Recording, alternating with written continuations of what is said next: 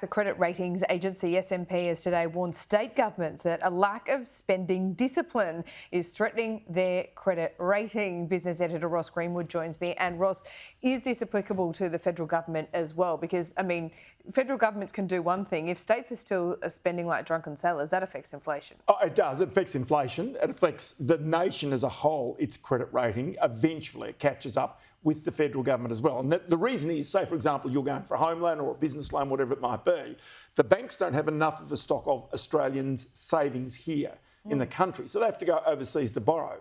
And so when you're an overseas borrower looking at Australia, you look at Australia's ability to pay back that loan. And so it doesn't matter whether it's the government that's borrowing, which it does, or whether it's business borrowing or banks borrowing, somebody at some stage has got to make a decision about Australia. So that's what these credit ratings are all about. And so what they're saying is that basically since pre-COVID times, there's not a lack of revenue coming through the door. In fact, they're saying there's actually about $151 billion in extra revenue that's come through the door. But what they've said is this: lacks financial discipline in Australian states is stymieing planned budget improvements and squeezing their credit ratings. In other words, they're on watch to have their credit ratings cut. Now, if that happens, that also puts pressure on the federal government. Now, have a look at this. This is basically what they were expecting. And this is ultimately what happened, which is the top line. In other words, debt has spiralled, spending has spiralled. So they've got in an extra $150 billion, but they've spent an extra $212 billion on what they anticipated. So in other words, state governments around the country have effectively blown their budgets. And what that means is that when a bank or you wanting to get a home loan go out there to try and do that in the future, somebody overseas says, actually, you might be a bit more risky in terms of paying this back. So as a result, you might have to pay a bit more interest. So here's the credit ratings currently. You can see that the best credit rating is in WA, Western Australia, who's got a AAA credit rating. It's stable.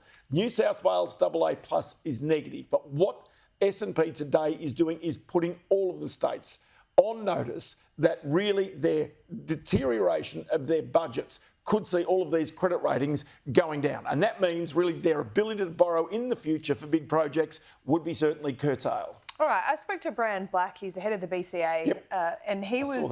Thank you. I'm glad you're watching. Yes. He was talking about, you know, his wish list essentially ahead of the election. We are well into the campaign, or at least the pseudo campaign now. Sure. He's talking about a government department to cut spending and cut red tape. This is essentially the Australian version of the American Doge right. That Elon Musk is running.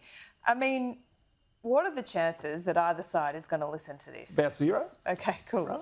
And I say that, you know, with all due respect, because let's be honest, the Labor government has not listened to the business community at all since it's been in power.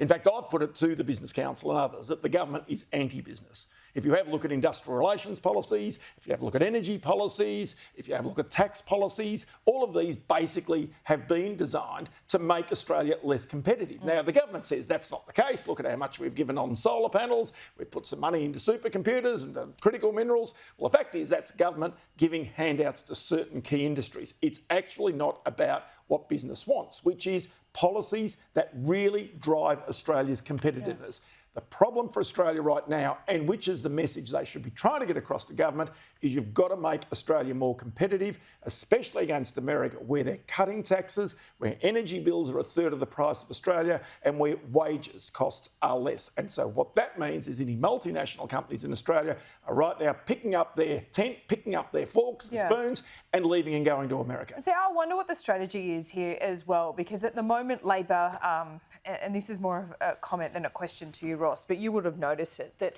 okay, so Dutton's come out with a policy over the holidays where your bosses don't have to pay fringe benefits tax on a worker's lunch. Great. You know, a lot of people would look at that and go, whatever, that's a great idea. Small beer, but, you know, okay. Small beer, but great, like, whatever. But the government has decided to hammer that, saying, and the line is that Peter Dutton wants you to pay for your boss to take his mates out to lunch. Now, that's, of course, the politics of it all. Which is not right, but that's the optics of it. That's the message you're trying to get across. But my point is that, yes, I agree with you that government is anti-business. There's nothing, it's not in their top 10 of priorities. When you look at the energy system. Yeah. That's all about skewed towards net zero, not reliability or cost, which is the one thing that is going to drive investment. Out of Australia. Yeah. Drive it out of right. Australia. That's the problem.